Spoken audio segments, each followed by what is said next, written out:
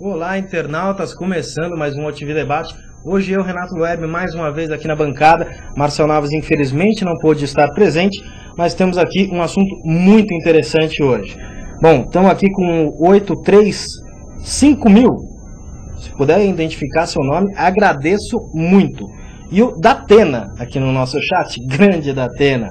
Bom, hoje o assunto é com o Bernardo Campos Carvalho, advogado criminalista, já atuou e atua no Tribunal do Júri, e a gente vai conversar sobre o cadastro único de presos e outras coisas referentes a esse tema. Então, tendo perguntas, enviem sugestões, críticas, qualquer coisa, nosso chat aqui aberto. Bom, boa tarde, doutor Bernardo. Boa tarde, é um prazer muito grande se valer da oportunidade que você nos oferece, de poder, através desse órgão, poder falar um pouco com o pessoal da internet. É muito prazeroso. Maravilha. O Jalves aqui já dando shalom. Shalom, Jalves, como que você tá, beleza? Maravilha. Aqui o 835000 falou Jefferson. Muito obrigado, Jefferson. Então, fique com a gente e comente.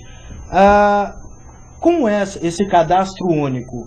A gente estava conversando antes, né? Eu já tinha visto que havia uns cadastros estaduais, agora é um âmbito nacional, né? O que acontece, eu acho que foi um grande passo dado pelo Conselho Nacional de Justiça, porque até hoje o cadastro de mandados de prisão tem nível estadual, então é uma coisa restrita, não há uma comunicação a nível de Brasil. Tanto é que eu sempre cito esse exemplo: o mandado de prisão expedido no Rio Grande do Sul dificilmente será cumprido em Goiás, será cumprido em Mato Grosso do Sul, porque não há comunicação. A justiça praticamente fica dependendo do próprio preso se autodenunciar, quando preso em alguma cidade do interior. Ele dizer que ele praticou um crime e que tem mandado de prisão, porque senão não há um meio nacional de consulta.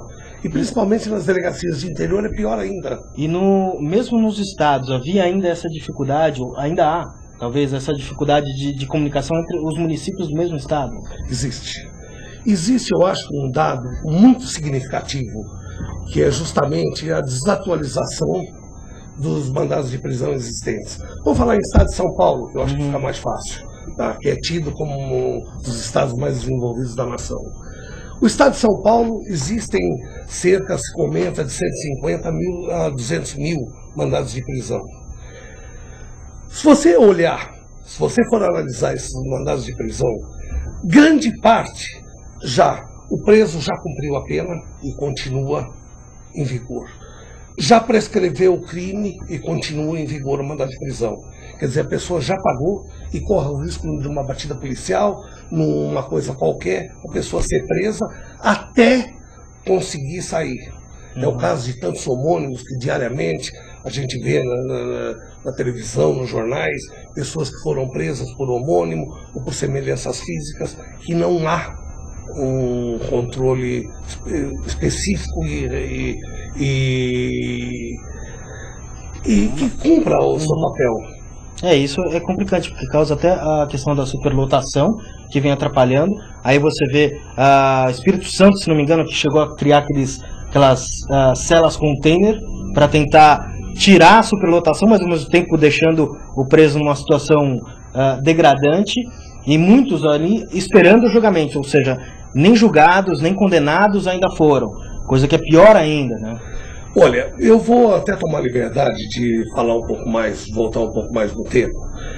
Hoje é muito comum se ver, com o desenvolvimento das comunicações, você tomar conhecimento de presos que já cumpriram, pessoas presas por homônimo, isso no estado de São Paulo. Você imagina em outros estados que têm menos recursos, tá? Eu acho que essa medida do Conselho Nacional de Justiça é por demais benéfica para a sociedade, porque ela não é só uma central de mandados que vão ser unificados. Os tribunais de cada país terão 6 meses para atualizar esses mandados de segurança, ou seja, terá que haver uma revisão geral dos mandados de prisão. Então, para que se exclua os mandados de prisão já cumpridos, os que já perderam a eficácia, perderam a validade. E os novos mandados de prisão que serão expedidos e serão enviados ao Conselho Nacional de Justiça, eles vêm de uma forma muito diferente. Hoje, o mandado de segurança, o novo mandado de prisão, ele vem, além do nome completo da pessoa, vem a filiação, vem dados físicos da pessoa, cicatrizes, tatuagens, qualquer coisa que identifique a pessoa, certo? Os documentos da pessoa, se caso houver, quer dizer, será tomada fotografias atualizadas do preso. Eu estava vendo uma questão até de presos que ainda não foram condenados, que estão só foragidos, mas ainda não houve julgamento, alguma coisa, não sei em que estado foi, porque eu comecei a pegar estados separados, de que não poderia haver a publicação da imagem dele. Sim, não pode, mas o cadastro tem que ter. Sim, mas essa de não divulgação de imagem é só quando ainda não foi julgado. Exato. Quando já foi julgado, daí pode ter a... Existe o problema da preservação da pessoa. A pessoa não é obrigada a ser filmada, nem é obrigada a ser exposta. Certo? É um direito da pessoa. Até que julgada, ou depois... ou em qualquer circunstância. Tá? Agora, existe um limite a isso. Tá? Agora, me permita só voltar um pouquinho para colocar. E estuda-se, inclusive, nesse novo mandado de prisão, ser inserido, isso ainda está em debate, ser inserido, inclusive, o DNA da pessoa. Quer dizer, nós vamos, de uma vez por todas, acabar com esse noticiário que diz a pessoa foi presa porque parecia com o irmão, parecia com o parente, parecia com não sei quem, e ela foi presa injustamente. Outra coisa, houve uma mudança no Código Penal, também eu acho extremamente benéfica. O Código Penal, essa lei que veio, ela mudou muito a diretriz dos mandados de prisão. Porque hoje a lei, usando sua sabedoria do legislador, ela o que criou? Penas até 4 anos, a pessoa não cumpre mais preso. A pessoa tem outro tipo de medida e outro tipo de tratamento. Então hoje a pessoa que é penada até com 4 anos, ela não vai para a cadeia. São chamados crimes leves? Crimes leves que não há uma repercussão social. Porque há que se ter presente o seguinte, é muito pior você pegar uma pessoa que praticou um crime eventual, que não representa perigo à sociedade, e jogar no cárcere, do jeito que o cárcere está superlotado, a promiscuidade carcerária, que você vai pegar daquela pessoa, que até então era um exemplo de pessoa, e vai pôr numa escola rápida, uma escola dinâmica, para se tornar bandido. Então não é a melhor posição prender, certo? Esse tipo de crime. Faça com que ele contribua à sociedade, né? Exatamente. Então hoje existem as penas alternativas que têm dado um resultado fantástico.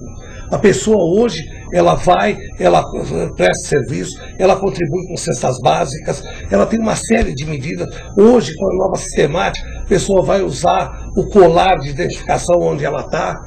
Enfim, há uma série de motivos novos que é muito bom. Maravilha. Só dar boa tarde aqui, Diego Schweng, e o Neto Palma também entrando aqui no nosso chat. O Jefferson, ele fala aqui, ó, mas o bandido volta para o seu estado e tira outra identidade. Acontece isso? Não, o novo cadastro não. Porque ele tem a identificação digital, certo? Há forte debate da inclusão, que eu acho que isso é fundamental, do DNA da pessoa. Quer dizer, não há possibilidade de a pessoa tirar um outro, porque não adianta tirar outro nome, a pessoa, pela impressão digital, pela fotografia, ou pelos caracteres pessoais, a pessoa é identificada facilmente. Tem que haver também um trabalho na polícia, né? Quanto à polícia científica, tem algumas boas, grandes cidades que não há, por exemplo, teste de DNA. Em Pernambuco, em Recife, tivemos agora há pouco um acidente aéreo, onde 16 pessoas se vitimaram. Eles tiveram que ser transferidos os corpos para Salvador para fazer o exame de DNA. Isso é uma coisa muito triste, tá? Porque o Brasil como um todo ainda não existe o desenvolvimento da polícia científica. Exato. A nossa polícia científica, em um caso ou outro, você vê uma investigação como existe naquele programa CSI e tal. Aqui no Brasil, eu tenho conhecimento que até agora, o único que teve um tratamento científico foi o caso dos Nardones. Mas dia a dia, quem milita no tribunal do júri, você vai para julgamento sem ter uma prova técnica.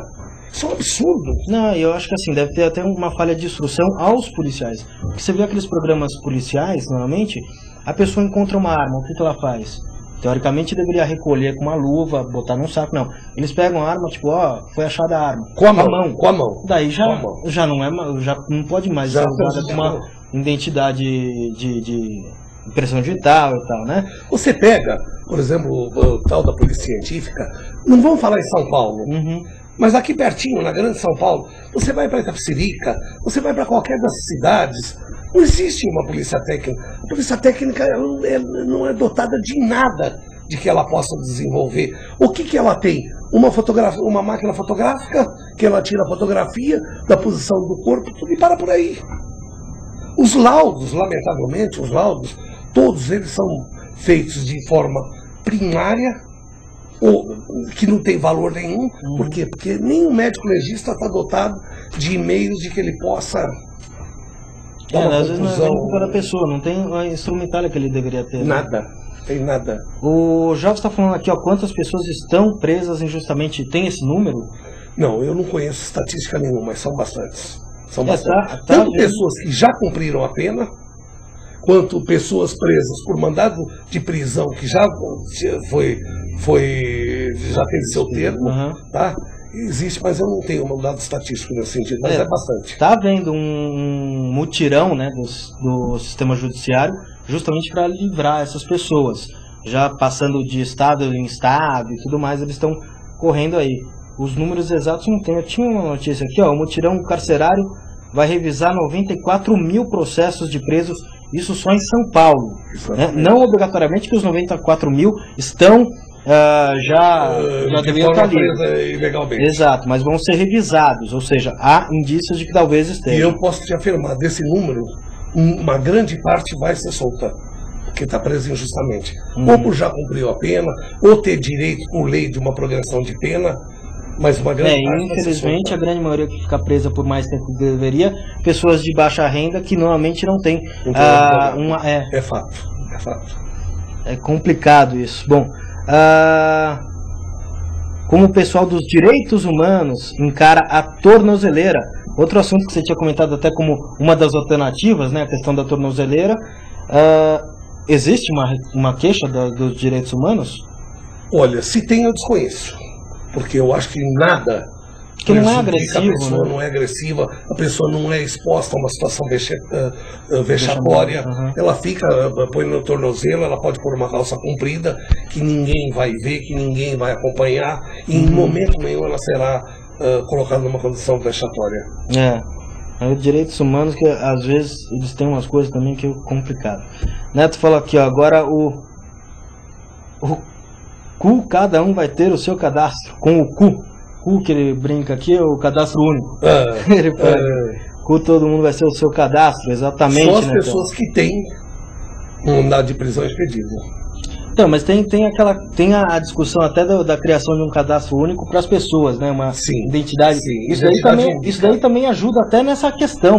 Com certeza. Né? Porque você tem CPF, RG e tal. Todos os dados. Daí unificar isso daí é muito mais inteligente, né?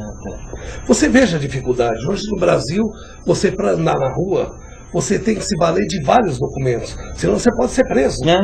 Você tem que andar com identidade, se você é motorista, você tem que andar com carteira de motorista, você tem que andar com documento de que você faz alguma coisa na vida, que você trabalha, você tem uma atitude lícita. Quando que você pega Estados Unidos, você pega a Europa, você anda com documento, você pode andar só com a carteira de motorista, que ali tem todos. Você tem um cadastro, aquele número serve para tudo, inclusive até mesmo no imposto de renda. E é muito mais fácil, né? Porque você ficar tendo decorar 200 números, qual o seu CPF, qual o seu RG, qual o seu CNH? Isso é um absurdo. Pelo amor de Deus. O Neto falando aqui, ó, eu queria saber qual seria a reação se um dia um marginal estuprar ou assassinar um ente querido do pessoal que é a favor dos direitos humanos. É complicado, essa questão de direitos humanos, né, é bem delicada. Olha, eu sou uma pessoa totalmente favorável aos direitos humanos. Eu acho que a pessoa, como ser, como pessoa, ela tem que ter sua integridade e seus direitos preservados. Agora, o que eu acho é que está havendo uma distorção do que é direitos humanos. Exato. Certo? Então, há grupos que se dizem dos direitos humanos, normalmente não sabem o que fala, certo? Normalmente parte para absurdos, certo?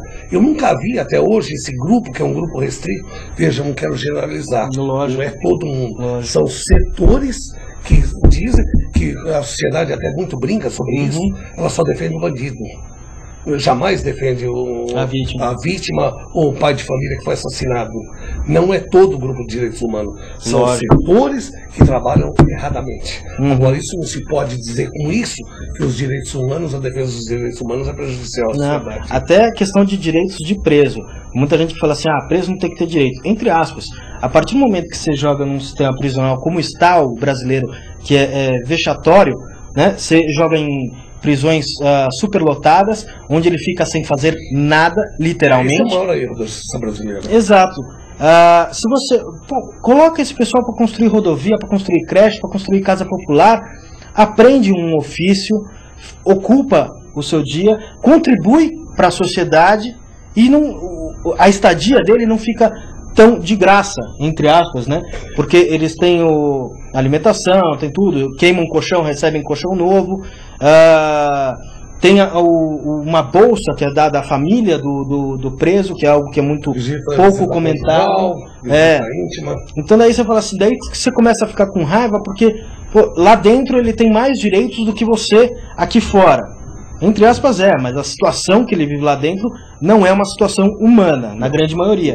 Então eu acho assim, não exatamente tirar esses direitos já conquistados pelos detentos, né? Mas dar uma utilidade a esse detento para a sociedade. Seria algo... Olha, eu vejo da seguinte forma, eu acho que a sociedade tem o direito, é uma coisa inerente à sociedade, o direito de punir quem não cumpre a sua função social. Agora, quando você fala em prisão, você tem que falar conjuntamente, você tem que falar a forma que a pessoa será punida. Você não pode pegar um pai de família que praticou, vamos supor, um homicídio. Um dia no bar ele bebeu alguma coisa a mais, teve um entreveiro e acabou matando uma pessoa. Essa pessoa tem que ser castigada? Tem que ser castigada. Ela precisa ser punida, até mesmo para que não haja impunidade. Agora, você tem que pegar esse chefe de família, que até então era uma pessoa boa, era uma pessoa de convívio social, tudo, e jogar numa prisão onde uma cela que cabe 10 pessoas, normalmente tem 100. A pessoa que não milita nisso não sabe como que dorme dentro de uma cela. Hoje, um dos lugares mais disputados é a grade, porque eles amarram lençol, eles amarram cobertor e dorme amarrado naquele cobertor na grade, porque é um lugar onde ele vai dormir melhor do que o chão, certo? Porque senão ele vai ter que dormir no chão. Eu acho que há uma disfunção, há uma distorção da realidade. O preso precisa ser punido, mas você não pode pegar aquela pessoa que praticou um crime e tornar ela um ser não humano. Vai acabar se tornando até pior, né? Você falou da indústria do crime. Ele vai fazer uma escola rápida e ele vai sair dali perigoso. Exato. Você tocou, me permita, você tocou numa coisa muito importante, que é o que eles fazem durante o dia todo. A necessidade, isso aí são dados constantes, mundial. Aonde existe o trabalho, aonde existe, eu sou totalmente contrário à pena de morte, porque está provado que a pena de morte não melhora em nada. O que melhora efetivamente é o preso ser punido, ele trabalhar. Ele vai ter que trabalhar. Se ele não tem uma profissão, ele vai aprender uma profissão, mas ele tem que trabalhar, porque existe do lado de fora. Eu sou contra o auxílio reclusão para a família. Eu acho que ele tinha que ganhar salário trabalhando, o Estado tinha que dar condições de ele trabalhar, receber um salário para dar para a família, certo? E ele poder começar a viver com a satisfação de ser alguém, certo? Porque hoje o recluso, ele se julga um nada. E infelizmente a sociedade muitas vezes não dá oportunidade desde cedo dessa pessoa ter uma formação. Muitos acabam entrando na criminalidade muito cedo, porque não tem opção. Má influência, um caminho entre aspas rápido e tudo mais. Eu acho que seria uma forma de mostrar a essa pessoa até de que dá para viver sendo honesto, né? Temos mais duas pessoas aqui, a Ana Marta e o De La Rigueira aqui no chat. Grande abraço para vocês. Vigiar e Punir. O que é? A Marta estava dizendo aqui. Um livro do Michel Foucault. Não conheço. Você conhece? Eu também não conheço. Eu já ouvi falar, mas não conheço. Falar aqui, ó, acontece que o sistema carcerário brasileiro é um verdadeiro caos, com certeza. Total, é um sistema caos. Falido. Ele, em vez de melhorar, ele piora, ele degrada mais essa condição humana ainda. Por isso que eu sou tão defensor da pena alternativa. Eu acho que ela tem muito mais significado, ela é muito mais real. E essa alternativa poderia acontecer, por exemplo, trabalho à sociedade dentro da pena convencional, né? É muito mais inteligente, muito mais lógico. Você negócio, dá uma função, já que você permitir que a pessoa se recupere, caia a consciência dela que ela errou, e ela procure se corrigir, mas trabalhando, não sendo enxovalhada, não sendo humilhada. Até questão de reciclagem, que é algo que é muito pouco feito no Brasil, podia ser feito dentro de penitenciárias e com isso ensinar eles a fazer artesanato, a fazer... Tem várias funções que eles podiam fazer lá dentro. Outro dia eu participei de uma conferência e eu abordei exatamente sobre isso. Por que no Brasil, que nós temos o lixo mais rico do mundo, por que não se usa o preso para trabalhar na reciclagem? Seria bom para o país, seria maravilhoso para a natureza, seria bom em todos os sentidos. Nós propiciaríamos o preso. Gente, isso é muito importante. Aí ele receber alguma coisa, ele sentir que ele é alguma coisa na vida. E até chegar a ter orgulho de si, né? Estou construindo. Exatamente. Ele tem que ter consciência que ele está pagando um erro que ele praticou, mas tem que se dar a oportunidade a ele de poder se regenerar. E até mostrar que o Estado não o abandonou, né? Que está dando a mão para ele voltar. Uma oportunidade. Eu acho que há uns tempos atrás houve um grande desenvolvimento, que era uma coisa que eu me bati muito como advogado. Antes a pessoa cumpria uma pena, quitava com a sociedade, e a sociedade, em retribuição, condenava ele a uma situação escrachatória. Ou seja, o que quer dizer isso? Você cumpria a sua pena, você saía com seus antecedentes o pior possível. Gente, é hipocrisia você dizer que uma pessoa com antecedentes daquele, ela vai sair, ela vai arrumar um emprego. É utópico isso. Ou você dá um documento de quitação que a pessoa tem uns antecedentes, certo? Limpos, que ela possa chegar numa empresa e apresentar os documentos, e não apresentar a situação carcerária. Houve uma grande mudança na lei. Hoje, graças a Deus, existe o Instituto da Reabilitação, que a pessoa sai uma condição de poder postular, pensar num caminho melhor e não voltar ao crime. A Ana Marta, aquela pergunta: o que você acha da nova forma de descontar dias de estudo do preso pela liberdade? Eu acho extremamente benéfica, porque isso já é uma das coisas que nós poderíamos inserir dentro da pena alternativa. Que a pessoa estuda. Você imagina um preso ficar o dia todo, a indústria do crime está dentro do presídio, o preso fica o dia todo olhando para o teto, olhando, pensando: eu quando sair daqui eu vou praticar um assalto, eu vou matar que eu nunca matei. Porque ele sofre toda a sorte de humilhações pelos outros presos. Então ele só tem uma opinião: eu vou sair daqui, eu vou fazer tal coisa. E se ele trabalha, o que acontece? Ele vai trabalhar o dia todo, ele vai chegar à noite e está cansado. Ele vai querer comer, vai querer descansar, porque no dia seguinte ele tem que trabalhar. Então, o pensamento dele será diferente. Ele sabe que a família, quando for visitar, ela vai receber, não vai sofrer, a mulher não vai sofrer. Quem já teve esse problema sabe o que eu estou falando. As revistas para poder entrar dentro dos presídios, que nem sempre são feitas de forma correta, como manda a lei. Muitas vezes a mulher é exposta a uma situação vexatória. E se ela chega dentro da cela, ela fala para o marido. Então o que acontece? A pessoa se sente impotente, ela se sente degradada.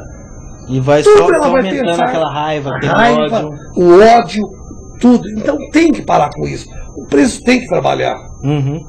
O De La Higuera está falando aqui: a obrigatoriedade do trabalho é uma alternativa tanto para a recuperação do detento como para facilitar o trabalho dos próprios funcionários. Totalmente. É corretíssimo o que ele fala. E ele fala aqui que em Bragança Paulista um delegado tentou, mas o governo não o apoiou e ele teve que parar. Lamentável. Existe isso. Às vezes tem autoridades que tomam a dianteira, tenta fazer uma mudança, Isso mas é um detalhe, realmente são cerceados e não conseguem. Maravilha. Em Brasília o pessoal trabalha e rouba muito. Já ouço falando aqui. O preso ou o político? Realmente, né? Deixa eu ver aqui, o Neto falando que a Ana Marta é amiga dele, maravilha, que ele tá trazendo aí as amigas pro chat. Apresento sua xará. Ah, a Ana entrou aqui agora. Olá, Ana, como que você tá? Da Atena está no chat? Está no chat da Atena, sim. Ele está aqui. Hoje tudo que acontece no sistema penitenciário paulista é por conta do POO. Eu acho que ele quis dizer PCC, não sei. Que o governo do PSDB deixou que progredisse nesses 16 anos o De La Higuera falando. PCC é algo que infelizmente hoje em dia não diz respeito só a São Paulo, né? Não. Hoje há as organizações criminosas. No Rio de Janeiro é o Comando Vermelho, aqui é o PCC, existem outras ao redor do Brasil. Uhum. Tá? E é fato. Eu acho que a polícia, a sociedade não está se atendo. Todo mundo diz que o PCC morreu. Não morreu. O PCC está forte, poderoso. Eu acho que a sociedade tinha... E essas facções se comunicam, trabalham com... Totalmente, trabalham em conjunto. Tinha que fazer, não chegar com arbitrariedade, mas fazer o preso não ter interesse. É aquele negócio... Não existe facção que se ninguém se filiar, ela vai à frente. Sim. E a gente começou falando sobre a questão do cadastro único dos penitenciários, dos detentos. E é engraçado, porque assim... Engraçado não, é terrível, né? Mas o crime já existe, essa comunicação antes da polícia ter. Com certeza. Com terrível, certeza, né? Com certeza. É um dado realmente alarmante. O Jovens pergunta aqui, você tem ideia do custo de um preso para o Estado? O Neto comentou aqui de R$ 2.500 por mês. Não sei se isso... Dados oficiais dizem R$ 2.350. 2.350. Eu lhe pergunto, qual é o valor do salário mínimo? Complicado. Você sabe? Não, a bolsa é R$ 800, não é? A bolsa que é dada à família do detento por conta dele estar preso. É mais do que a Bolsa Família, do que as bolsas sociais do governo. Olha, você me permite contar um caso? É meio hilário e meio chocante. Uhum. Eu faço defesa muito de réus pobres que não podem pagar. Eu não sei se inteligente ou burro, eu dediquei a minha vida à advocacia. Uhum. Tá? E justamente a advocacia criminal, porque 98% das pessoas que praticam crime são de uma posição social muito baixa. Uhum. Tá? Poucos são os do colarinho branco, que têm grandes fortunas, que podem pagar honorários fantásticos ao advogado. E outro dia, eu vou fazer inclusive um júri dele, ele me falou: doutor, o senhor sabe que a vida na prisão é melhor? Eu falei: como assim? Ele falou: doutor, o senhor já me soltou, eu fui preso outra vez. Porque dentro da prisão, mesmo não tendo onde dormir, mesmo dormindo pendurado, quando eu não tenho algum outro me leva ao meu cobertor mais forte, eu durmo amarrado em corda, mas pelo menos na prisão eu como 4 vezes por dia. Eu saí, eu fui trabalhar como lavrador. Eu não tenho estudo, eu não sei fazer nada. Certo? Fui trabalhar como lavrador. O que eu conseguia ganhar? R$20? 15? 25? Não dá para comer 4 vezes por dia. Malha você come 2, né? Malha você come uma. É. Porque você tem que levar alguma coisa para tua família. Tem essa você também. Tá entendendo? Então sem você não contar pode família, comer os 25 que você ganha. Você pode comer 5, 6 reais. Você com 5, 6 reais, você num bar, você não consegue comer o tal popular PF. Então nós chegamos a esse confronto, que é uma coisa absurda. Eu acho que o Brasil está tendo um desenvolvimento fantástico. Realmente o Brasil hoje mudou a cara, mudou a face. Quem poderia dizer que o Brasil, um dia que vivia de joelhos ao FMI e aos Estados Unidos, um dia se tornaria o 4º maior credor dos Estados Unidos? fantástico isso. É chocante, mas fantástico. Mas a obra social ainda é devedora. Nós precisamos fazer muita coisa para o Brasil se tornar um país que realmente está crescendo, né? Está crescendo para todos, para os brasileiros. Della Higuera falando aqui, ó, super organizado, doutor. Em 34 anos de crônica policial, não vi nada semelhante no Brasil. O Della Higuera, que é jornalista também. Mas eu não entendi o que ele fala.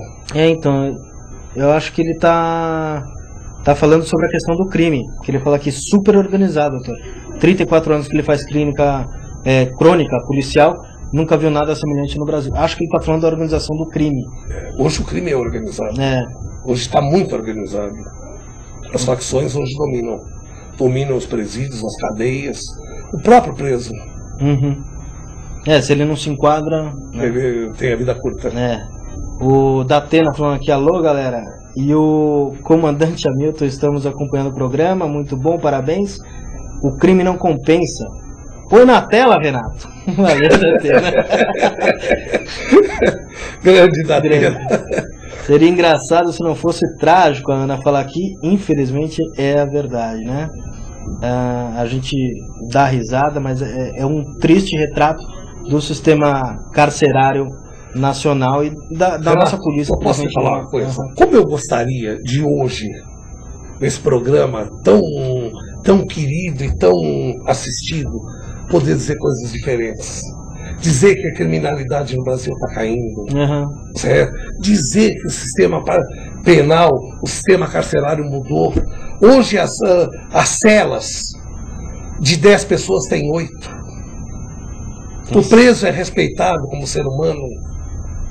Tem uma oportunidade de ser alguém. Ele sai daqui, ele vai sair da cadeia hoje, ele já sabe que ele vai estar empregado, e ele vai ter condições de se orgulhar da conduta dele, não querer mais ouvir falar em crime e querer pensar mais na família. Como seria gostoso se eu pudesse fazer isso? Com certeza, com certeza. A Ana falando aqui, na verdade o salário mínimo foge totalmente do que prevê a nossa Constituição Federal em relação ao que tange a necessidade do ser humano de alimentação, moradia e lazer. É uma vergonha, isso é fato. E o salário dos congressistas, né? Secretários aqui em São Paulo, aumento 250%. É maravilha. Hoje mudou, doutor. Acho que está equivocado, a Ana falando aqui. O problema é que só vai preso ladrão pé de chinelo ou de classe média baixa, como o senhor mencionou. Colarinho branco, infelizmente, na grande maioria, os crimes que a gente vê aí tem absolvição. Olha, 90% da população carcerária é de família pobre. São pessoas pobres. Normalmente muito pequeno. Uma defesa mal feita ou quase sem defesa. Ou quase sem defesa. Hoje você falar de um preso como o Pimenta Neves, ou uns outros meia dúzias. Um Lalau da vida. Um Lalau. É quase você está falando uma utopia. Porque foge à realidade. O crime do colarinho branco, eu te confesso honestamente, eu não conheço ninguém que esteja preso. Certo? Ou quando muito ele está preso numa cela residencial, ele não está no presídio. Exato. O Pimenta Neves, eu acho que hoje é um monumento. O Jovem está falando que um prefeito e um vereador na cidade dele ficaram presos por 4 anos e 2 anos. O Jovem que é lá de Bauru. E a Ana falando aqui, concorda, é justiça elitista, infelizmente. E o Della Higuera falando que realmente ele falava do PCC, da questão da organização ali. Mas deu para entender, Della Higuera. Aqui na rua onde eu moro temos 2 biqueiras. Um membro do PCC que comandava morreu, foi substituído por outro. E quando foi preso também foi substituído logo em seguida. Mas isso normal, né? Essas facções já tem uma organização hierárquica, tudo. Neto falando que uma pesquisa foi realizada em uma penitenciária, queria saber se os presos realmente queriam a liberdade. Após a apuração do resultado, os organizadores tiveram uma surpresa, somente 5% queria liberdade. Grande maioria, 95%, disseram de que uma coisa que nunca tiveram a vida inteira, é liberdade. Porque de alguma forma eles são castrados, né? Por falta de educação, por falta de acesso à educação, acesso ao trabalho, de poder manter a sua família, né? Ter um trabalho digno e manter eles. Bom, 12h38, mais uma vez eu vou esquecendo do comercial. Vamos para um rápido intervalinho e a gente já volta com mais Alto TV Debate.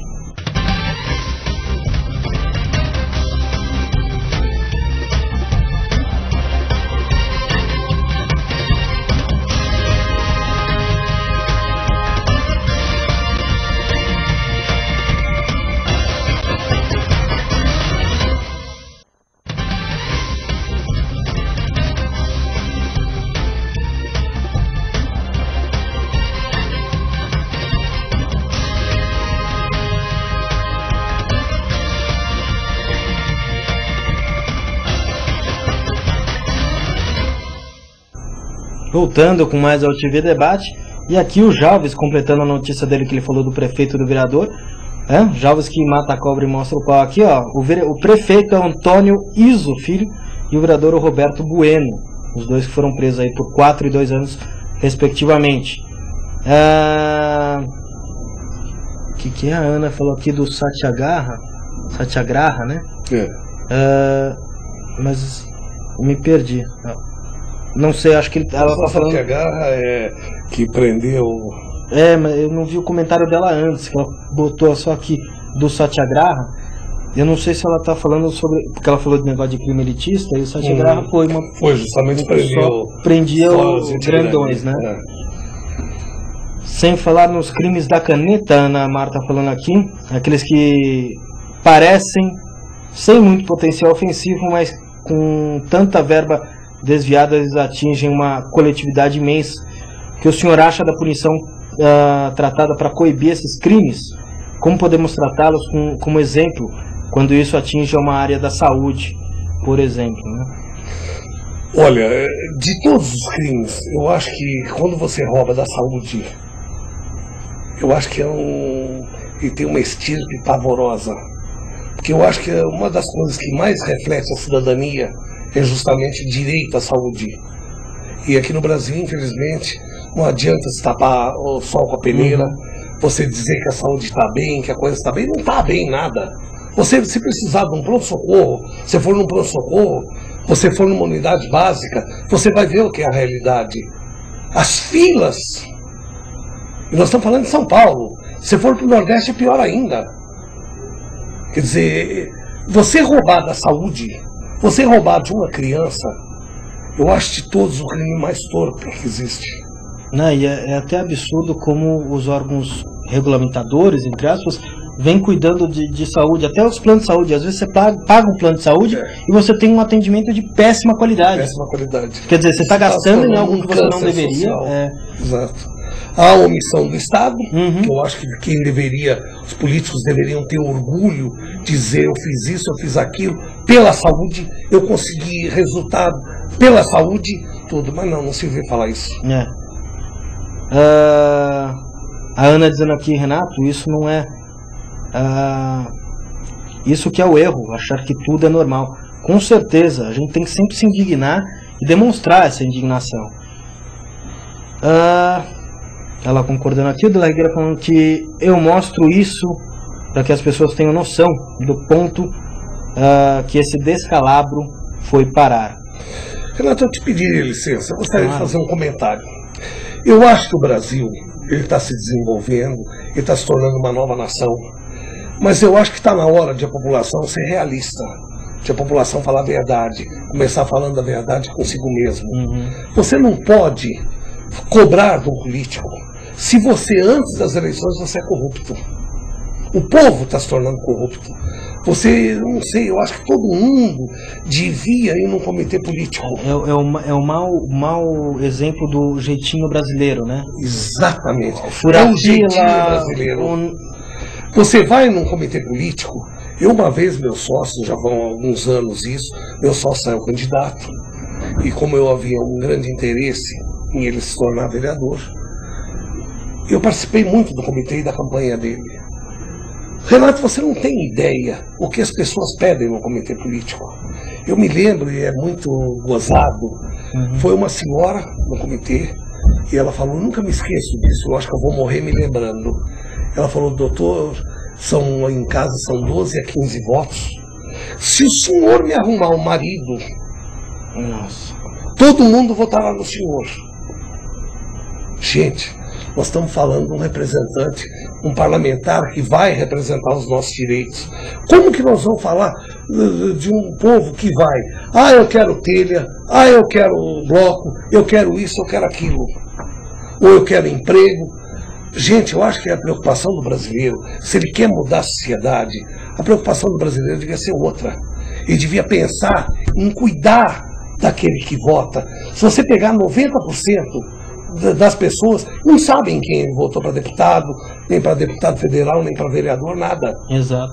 Você vota por um desencargo de consciência, ou porque é obrigado. Você devia ter em mente o seguinte, você quer uma mudança de sociedade, você tem que parar de pedir as coisas para o político. Se o político está hoje, ele amanhã vai roubar. Ele vai ter que recuperar o dinheiro. Ninguém entra por ideologia. A política virou profissão. É um absurdo. Eu acho que a sociedade devia começar a se unir, parar de querer dos políticos benefícios, benesses, de que o político, para dar hoje, amanhã ele vai ter que cobrar. Eu acho que está na hora de a gente falar a verdade com a gente mesmo, sabe? Começar a controlar os nossos políticos, aquele que nós elegemos, o que eles vão fazer, o que eles estão fazendo e o que eles podem no futuro nos oferecer. Nós temos uma força muito grande na mão. O político não vai bem, não vota nele. O político se envolveu numa falcatrua, não elege mais ele. O Marcel, que normalmente apresenta esse jornal, ele tem uma frase que eu adoro, que é: faça um político trabalhar, não o reeleja. Eu acho ótima essa frase. Ele não lembra de com quem que ele aprendeu isso, mas ele sempre repete, eu acho maravilhosa. O Jovem já falando aqui que a maior facção criminosa do país é o PT. O Jovem é PSDBista absurdo. O áudio tá picotando, o Jovem falando. Bom, deve ser problema na internet. Até a gente vinha comentando antes. Internet no Brasil é um negócio complicado. De La Higuera falando aqui, ó, porque o governo do PSDB não teve pulso para cortar o problema na raiz, no começo, na cara. Do que ele está falando com a Ana, lembrando do PCC, ainda a maior facção criminosa do país, criado dentro das cadeias, sempre liderado por grupo de presos. Primeiro comando da capital surgiu em 93. Calcula-se que hoje cerca de 130 mil representantes dentro e fora das prisões, um verdadeiro sindicato do crime. Um dos, né? Não existe só o PCC. Existem outras facções. É aquele negócio, às vezes a gente comenta aqui alguns absurdos desses, né? Acontece em Pernambuco, acontece nos... A gente fala, é absurdo, né? Mas infelizmente não acontece só lá. Se o problema fosse tão localizado, talvez seria mais fácil de controlar, né? Com certeza. Eu acho que falta um pouco também de vontade política de resolver bastante. o problema. Eu diria que Quero dizer bastante. Mas falta vontade política. Falta, com certeza. A Ana falando aqui, ó, gostaria de dar o troféu cara de pau hoje para o prefeito aqui de Londrina, Barbosa Neto, que juntamente com a sua equipe colocaram Londrina no cenário nacional, porém como escândalo de desvio de verba na área da saúde.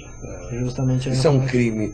Tirar a saúde, tirar a criança, educação, as creches mal feitas. A Prefeitura de São Paulo vai vender aí um terreno que é uma creche no Itaim, vai vender esse terreno para conseguir dinheiro. Maravilha. Você sabe a educação no Japão?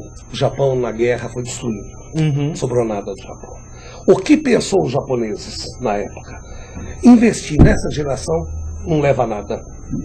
Essa geração da guerra acabou. Vamos pegar nossas crianças. O que fez o Japão? Internou essas crianças no tipo céu, tudo. A criança entrava de manhã, logo cedo, passava o dia todo, ali ela tomava banho, era cuidada, era educada, praticava esportes, tudo. Então o que eles fizeram com essas crianças? Criaram uma super geração. que em pouco tempo transformou um país desgraçado, um país acabado, numa potência. E hoje eles conseguiram, eu tive o privilégio de ir ao Japão, eu estava inclusive, eu comentei isso com você, as crianças no Japão, elas têm orgulho, elas usam o uniforme da escola no fim de semana. E uma coisa bastante gozada, o melhor uniforme que elas têm, elas usam no fim de semana, que elas não vão para a escola. Tal é o orgulho da criança em estudar. Ela sai dali um profissional, ela sai dali um técnico, ou um engenheiro, uma coisa qualquer. Não existe criança jogada da própria sorte. A criança, eu acho que é a moeda mais forte que existe. Com certeza. E eu acho que é isso que o Brasil precisava adotar. É o pilar de qualquer sociedade. Totalmente, né? Totalmente. Já está dizendo aqui, deu um probleminha. Bom, já você está me aparecendo aqui como offline. Então, se puder dar uma olhada aí, daí assim que voltar, você me dá um toque e daí a gente já volta aí com o MSN. Apesar de que já é 12h50, quase finalzinho já. Deixa eu ver aqui onde eu tinha parado. Aqui do prefeito de Londrina. A Ana falando aqui, ó, a pior coisa que já vi que o PCC hoje é uma grande franquia. Pelo amor de Deus. Usar esse tipo de termo para organização criminosa é complicado. A Ana Marta dizendo aqui, eu acredito imensamente que o Brasil deve encarar que somente tratando a educação de uma forma mais digna teremos cidadãos mais conscientes, principalmente na hora de selecionar os futuros mandatários dos políticos. Né? Com certeza. Fato. Uma coisa leva a outra, né? Educação política, aliás, que não existe no Brasil. Não existe. Você me permite até fazer um comentário? Uhum. Por exemplo, ali falaram de PSDB, de PT, de não sei do que. Eu sempre me pergunto, talvez eu seja menos inteligente que os outros, mas existe PT? Existe PSDB? Eu falo que eu não acredito em fidelidade partidária, não existe no Brasil. Isso. O PT foi uma promessa de nascer um partido de ideologia. Depois se dissolveu. O que acontece nos partidos? O político ele quer se eleger, se nesse partido não está bom, ele vai para o outro, porque ele vai ter mais espaço. Cadê a ideologia? Existe? Não, no Brasil se vota em pessoas, não em legendas. Exato, isso é fato. Existe. Eduque as crianças para não ser preciso punir os homens. Os homens, né? Bela frase, é uma frase fantástica essa. Se você passar o Delagueira falando com a Ana aqui na Avenida Juscelino Kubitschek, um prédio muito bonito, todo de vidro, fumê azul, saiba que é o prédio do PCC. Lá ficam advogados da cúpula da organização. Nossa, na Juscelino Kubitschek, não sabia. Apesar de que aquela coisa também é complicado. Todo ser humano, né, independente de ser um criminoso ou não, de ter cometido e mesmo assumido um crime, ele tem direito a uma defesa. Tem, com certeza. Isso é primordial do direito, da lei. Né? Porque a defesa, às vezes muita gente, o advogado eu acho que é o alvo mais criticado e mais objeto de ataque. Porque o advogado, ele vai defender o cara, ele praticou um crime, ainda vai defender. Foi muito engraçado, eu passei por uma experiência, eu fui advogado de Pernambuco, que foi acusado junto com Champinha da morte do casal de namorados. E muita gente, a própria imprensa dizia, você tem coragem de defender uma pessoa como ele? Eu dizia, olha, eu estudei 5 anos na faculdade e eu fiz um juramento quando eu saí da faculdade, que eu iria defender, eu iria exercer a minha profissão sem olhar o rosto da pessoa. Porque a sociedade tem uma forma muito errada sobre a figura do advogado. O advogado ele não vai lá inventar mentira, esse negócio de teses mirabolantes que o advogado inventa. Eu sou advogado há mais de 30 anos, eu nunca inventei uma tese. O advogado se norteia dentro do processo pelas provas que foram carreadas, o que existe no processo. Ali ele monta a tese da negativa de autoria, pelo que a pessoa processada informa. Não existe esse negócio de criar tese. Que o advogado vai mudar a verdade, não vai mudar a verdade nenhuma, porque existe um juiz, existe um promotor, existe tudo, uma coisa que impede a coisa. Agora, todo ser humano, isso não é um direito constitucional, é um direito natural, precisa ter, ele tem o direito a uma defesa. É aquela coisa, é o direito a um julgamento justo, né? O advogado não vai o advogado quer livrar os criminosos, não é isso. É tentar... Quantos julgamentos eu não participo como advogado? Porque eu vou pedir a pena real. Ele praticou, ninguém está negando. mas não se pode dar uma pena maior do que ele cometeu, porque daí a sociedade estará praticando injustiça.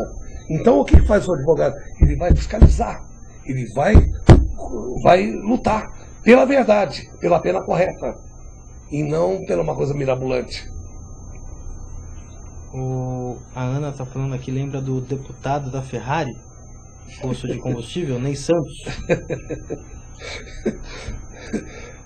Realmente... Espero que o Renato não leia, é perigoso. Bom, já li. Agora já foi. Renato, você tem Agora água, não? Você tem...